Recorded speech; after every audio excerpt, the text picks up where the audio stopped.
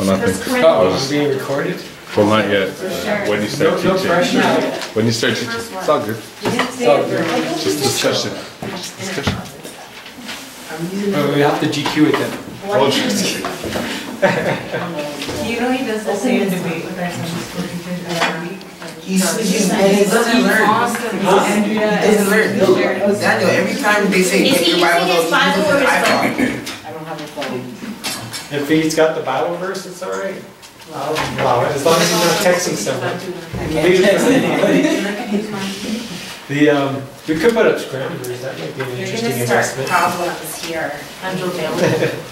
We'll allow it for tonight. There's no And internet. then the one on next week, and then Shannon will be after, and She can't do it because it's a phone, it's in that phone, first of all. But you can text kind of. All right, I mean, it's okay if you could, but somebody can give you data. are we at 1 Corinthians chapter 3, everyone? No. We're at verse 16. All right? Yeah, follow along with me. I'll go real slow back on from the south. No, don't do that. No, don't do that, okay. Don't you know that you yourselves are God's temple, and that God's Spirit lives in you? If anyone destroys God's temple, God will destroy him, for God's temple is sacred, and you are that temple. Do not deceive yourselves. If any one of you thinks he is wise by the standards of his age or of this age, he should become a fool so that he may become wise. For the wisdom of this world is foolishness in God's sight, as it is written, He catches the wise in their craftiness. And again, the Lord knows that the thoughts of the wise are futile. So then, no more boasting about men. All things are yours. Whether Paul or Apollos or Cephas or the world or life or death or the present or the future, all are yours. And you are of Christ, and Christ is of God. Okay? Now, I just have some questions. We're going to discuss this thing. I want to put this into perspective. In school, we're often taught that our physical bodies are meaningless products of time and chance.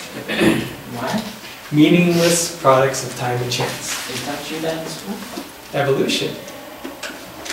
I didn't know. They teach you that you're just a product of time and chance. Time and chance. Time and chance. Okay. What do you get? Like, I hear that you were taught that. I know some of you are homeschooled. Sorry. Wow, just I forgot. Wow. I think that when they say that, they're speaking more in terms of physics, not really like what your body, like what it's worth. Like, your body is worth like whatever you think it's worth, or like there's no like I don't know. That's how I think kind of. It's good. Okay, so Like technically, yeah, we are just products of time and space. So but we're not just products of time and space. We're people. We're very complex creatures. We're very intelligent creatures. We're not just a product of time and space. Mm-hmm.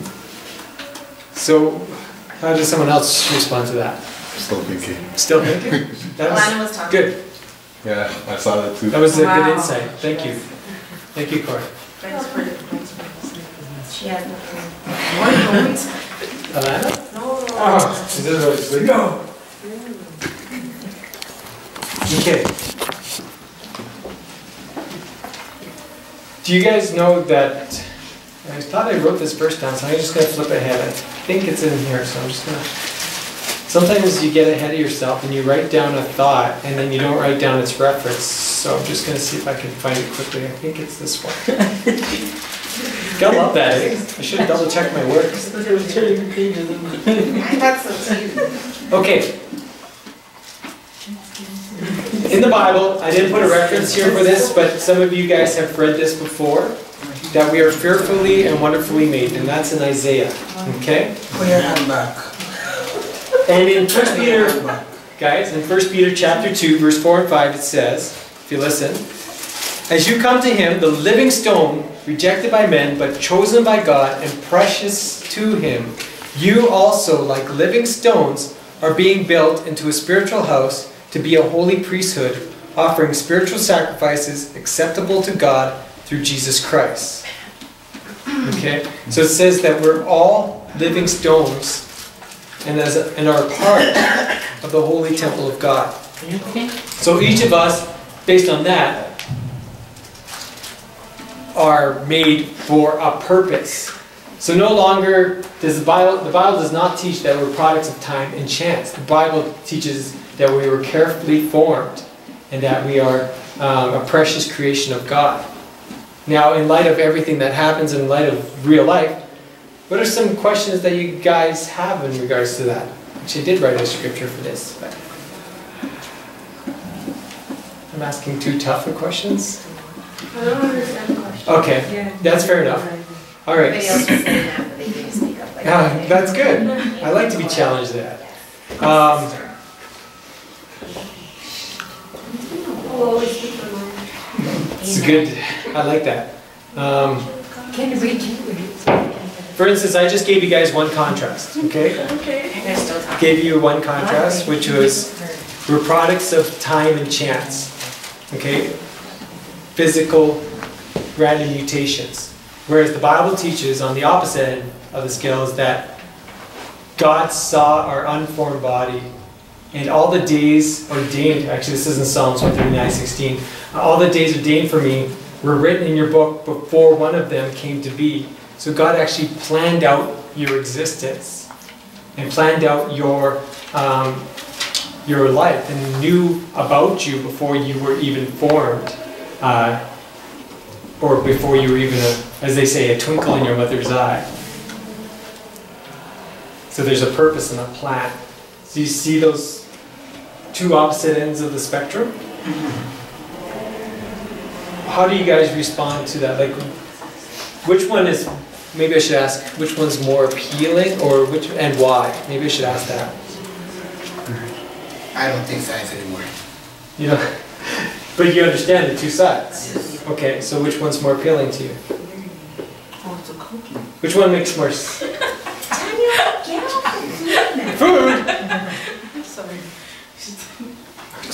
All right, I'm gonna go on. Maybe I'm thinking too much. What was the That original was a good question? question. But I think they should respond. What is more appealing? No, that wasn't the original question. I rephrased it and I made that the question. That made it simple for you guys. Because the first question, the original question wasn't understood, right? I don't think So I ditched it and just rethought it out. Yes, go ahead, I sorry. have an answer. Yeah. I don't think that either of them, I don't think it really matters in the end, to be honest. Like, I mean, some people are like, oh, like the way science makes it makes it sound so like not special and not epic and not like a miracle like it is. So I guess like to some people it would be more appealing to think of us as like these predetermined kind of creatures with like a destiny and like fate and like everything planned out kind of. I don't know. I think it's, I'm just more like kind of, I lean more towards science, so I would go with like the more scientific explanation. But I think that in the end it doesn't really matter, it's just like it depends on how you feel. Like if you feel that you're not special and you're not like, it's so hard to find words, like. Yeah, sorry, take your time. Yeah, like, I'll come back to that. Okay. So are you saying, do you think that with everybody else in the world, it's easier for the mind to comprehend that through, I guess, what science would technically be able to, you know, how they can normally show us that, you know, our genes are connected by this and that, and, you know, a whole bunch of other crap. Is that easier for them to grasp that kind of concept instead of grasping the concept that there's actually, you know, a creator, and he was actually the one that actually made us, and we weren't just a product. We're not just really a product of time and space and, you know, a Big Bang. It's still a miracle that we even exist. Like, yeah, we are a product of time and space, but if the Big Bang, like, if it happened like a millisecond faster or slower than it did, then like we wouldn't exist. And like the properties of time and space would be so different and so warped that like people probably wouldn't be able to live and life wouldn't be able to be formed. So I think both ways are really like special in their own way. It just depends on how you want to look at it.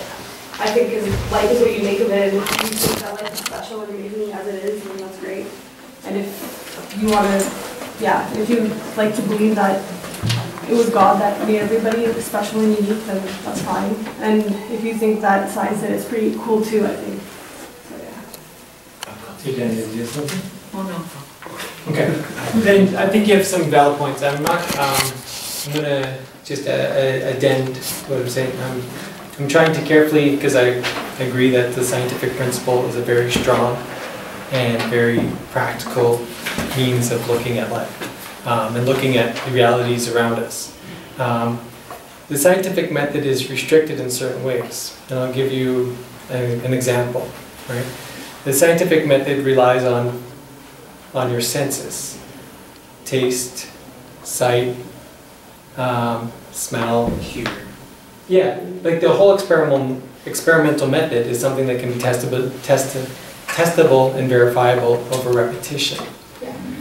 The limits to that is that there's not everything's testable and not everything is verifiable. Yeah, and sometimes our senses actually deceive us. Like, for example, if you're spearfishing, you could see the fish like being like right there, but you could spear it like to the left or to the right, because of the angle of the water and how it makes things look bigger and smaller. Refraction. Yeah, refraction is what it's called. Yeah, no, that's good. And so that's what I'm trying to say, is that our senses can be fooled. So one underlying question is, how do we know what we know? For instance, if we can't trust our own senses, then how do we know that what we are sensing is true? I think it's like if a lot of people have kind of had like similar experiences or the same experiences, then that's backs it up more and more. And the less people that have experienced it, and the less people that can like vouch for it, the less valid it becomes. Less people that vouch for it. Yeah, like when, for example, like when they used to have like really different theories about like matter. Like they used to think that it was like a raisin bun, for example, with like positive and negative particles spread everywhere. But like eventually, like people did more and more experiments, and they realized like no, like the electrons are definitely like on the outside, and the protons are in the middle, because of the experiments that we conducted. We know the way that the matter's acting, but that has to be true. And like maybe that'll change in the future. Like maybe they'll add something to it, but like it keeps on getting tested and being used until something kind of like goes wrong or something kind of changes, and then people have to change the theories. So what do you guys think? How do we know what we know? Anyone have that input on that? Daniel has something to say. Daniel has a musing on this? I didn't have any, I don't have something to say. That's good. No, it's good. You're right. I mean, some of that is true, but we're not going to go down this road because it'll get me into a long discussion and off topic. I want to try to keep us on topic. These are good points, and there's a lot of discussion here, and that's really awesome. But I also have to keep myself on track, which is the thing. Now, let me ask you guys this question. Who owns your body?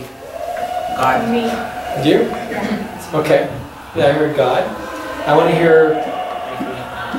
Okay. So, from Lion King. all right. Wow. I like it belongs to each other in a way, because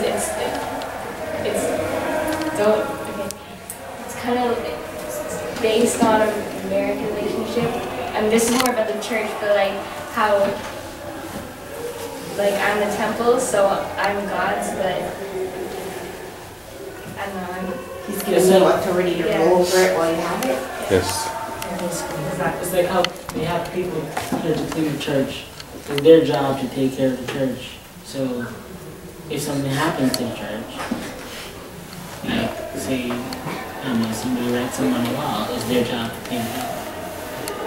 Okay, so what are you trying to say? Sorry, I wasn't... You went to cleaning the church, so I want to make you make that link. It's his analogy.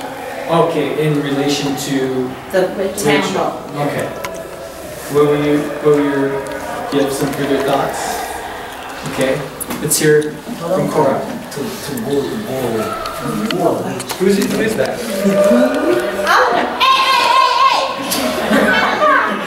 Yes, go Candace.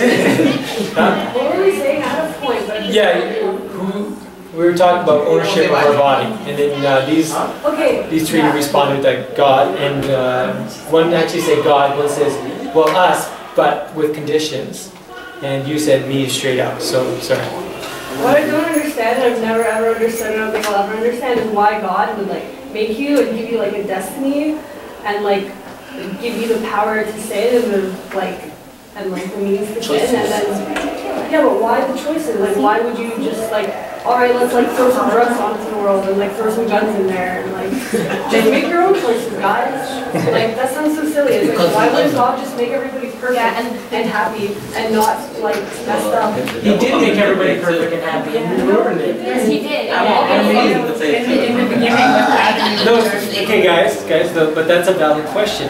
I'm going to summarize it in another spin. It's like, I'm gonna make Why do crappy things happen in the I'm world? gonna give you free will and you're gonna let you be bad. Like if you're bad, it's like your house, a choice. The bad things happen because sin entered the world. At first, when God created the world initially, He put Adam and Eve. So Adam and Eve weren't made with sin. Adam and Eve were basically perfect. So I'm going to be the devil's advocate a little bit, if I could. Like, No, those They didn't sin. They were tempted. Wait, can I just- it wasn't even their fault though. The whole Release Adam and Eve sin. story is really silly. It doesn't make any sense. It's like, why would you put that tree in there? And why would you not tell them like? Can I just say something? Like it's kind of straying a little bit from what you just said, but like It's all gonna be taken literally anyway. Right? the idea of like you know surveillance cameras, like if you tell someone a surveillance camera is there and then they know that they're not going to do what's wrong because they know that the camera is there. So it's not really them choosing to do what's right. It's more being forced upon them. So in the same way, if God didn't give us the choice, we'd be acting out of like a predetermined like controlling power of God instead of the choice We that He wouldn't gives know us. that we were being controlled. Like if there was just no bad in the world, like ever, then we wouldn't know that. Can you have a relationship with someone that doesn't have a choice? If you did have the choice to stay with that person or not, would it be a real relationship? If you were being forced to love them and forced to make them. Then it's not really love, right? Because you need to make a choice to love someone. So, okay, go ahead, sorry. Oh, if you want to go first. No, go ahead. Okay, yeah, so I just want to say I think that's what sums it up. It's the love factor in it. There wouldn't be an unconditional love. Like, if He hadn't given us a choice, He would have no grounds to say He loves us. So the choice is there because of the love that He has for us. We may not convince you in a single night, Cora, and I want you to feel free to express your opinions because I think they're really important and it's good that we have them. And it helps discussion. So I'm going to give you something and we're going to go along a bit, digest a bit, and for sure have some questions and keep asking as we go along. But there is a philosophical and logical answer to the sin nature in the Christian doctrines, because that's something that Christians have wrestled with for eons, and a lot of Christians, including myself, take the Bible literally from A to Z, right? Now, we also look at it as in a balanced view as well. For instance, we won't take all the commandments in the Old Testament and apply them to today's world. Like, for instance, we won't go out and stone a prostitute. Yeah. Right? And that isn't necessarily because society has changed. It's because So. a little bit, but because Jesus showed us the heart of God. And so what was instituted in the Old Testament was a system of rules and regulations. Okay? And so you'll see like a lot of thou shalt nots, thou shalt nots, thou shalt nots, and a whole bunch of this is the result of this is the result of that, this is the result of this. And a lot of really laborious, legalistic rules and regulations to live by. And some of them were very important to have as they were prophecies about the Messiah, Jesus. Okay? And some of them were instituted as important for the culture to be able to live in the environment that they had. But Jesus comes on the scene and totally flips the religious ideologies that people develop because they looked at the letter of the law without looking at the heart of the law. And Jesus kept pointing this out. You guys keep looking at all the things that are really not that important, but it's really important about people's hearts. And so I'm not going to address the sin why is there sin in the world right now. There is an answer for it. I'll give it to you.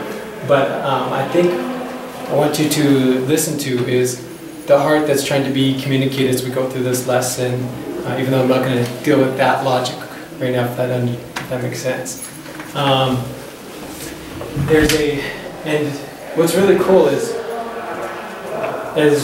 we're talking about the crisp ID, and you've missed a whole bunch of lessons, so I'm going to try to give you a reprise, is that God has, hello ladies and gentlemen, these are our late birds.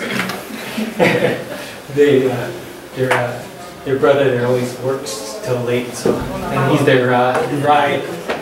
See? So, now I gotta try to get my thought back on track and I'm distracted. Thanks guys, I'm so ADD that I get off track so easily. Okay, so with the identification process is what we're doing is, you're right, self-image is very important and the Bible teaches about that, very, very much so. And it says you gotta be careful how you treat yourself.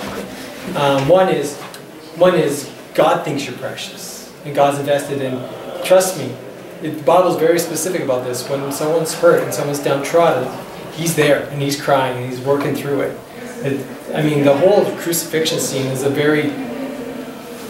is almost a reflection, and it's sort of a reflection of like what He was willing to do to make sure that we didn't cut ourselves entirely off of access to Him. There had to be something done and some sort of bridge built, but there was a gap.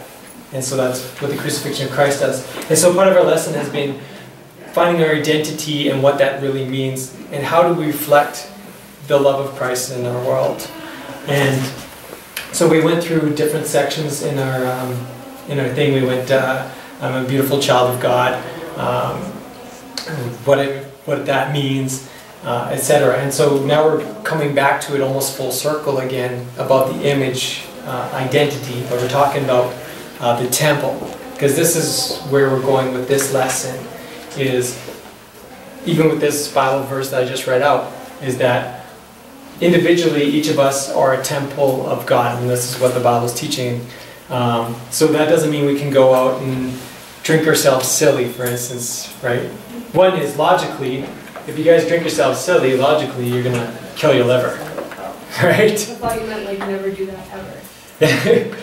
I wish I could say I did that myself, right? I said, I wish I could say, no, I wish I say I didn't do that myself. Like, I'd done that, right? Yeah. I wouldn't do that anymore, just because of where I'm at. And I'm not going to say, and remember I talked about religion versus heart.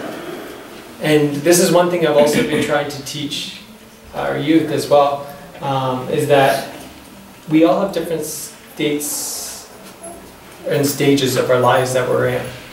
And our life is ours to live, right? The Bible has given us a goal and a dream. And it talks about this in Hebrews, running the life race that's set before us to our best of ability. And to do whatever it takes to make sure that happens. And to expect people to run at the same pace as you is silly, because we all have different ideologies, different mindsets, different ways of living, different environments we're brought up in, etc. Environment does help, but it's not a factor. For instance, I was kicked out at 16. That can definitely make you a very strong person. It could, right? It could have destroyed me, or it could have made me strong. I think even if it's destroyed, it would make you stronger again. Maybe. I've seen a lot of... It depends on people. Some Yeah. people are just really like, they just don't care. Yeah, and there is that. And then there's the other side. Like, I had friends suicide because their lives fell apart. Yeah, my ex-boyfriend 2 years ago actually overdosed. Yeah. That one's, he didn't even see that coming, and that was just one of those. Yeah, apparently. Yeah, that's that's never hard to deal with, and that sucks. So I'm with you on that. But yeah, I don't even know how to go on past that. That's never easy.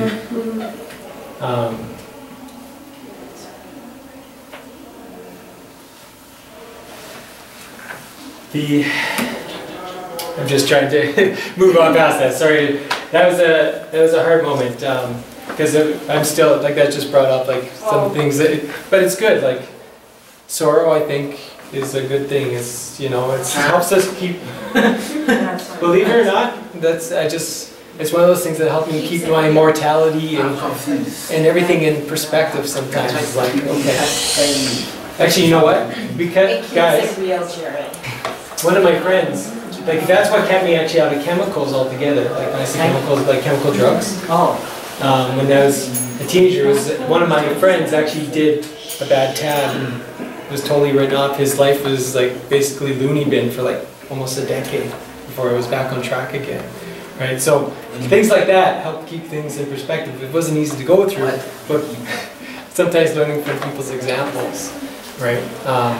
But anyway, but all of us have a unique story, and our environment and the things that go around us, each of us have different things we go through and unique things we go through.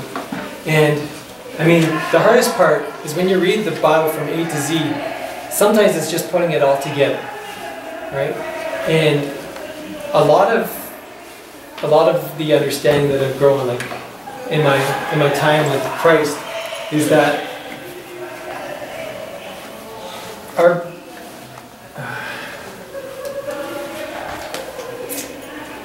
relationship with Christ fully, or like I'm going to say personally, my relationship with Christ has transformed the way I've lived. And people ask me like, how do you like dance and how do you like worship like that and stuff like that? And I said, I wish I could teach you, but there's no way I could teach you. It's just a connection that has to be made, that you cannot manufacture, you cannot fake. It just has to come out of you. It has to be real and integral. And so what I want you guys to hear today, it's cool. I'm running out of time and I haven't even gotten past the page of my lesson. No! I'm hoping I'm not boring you guys.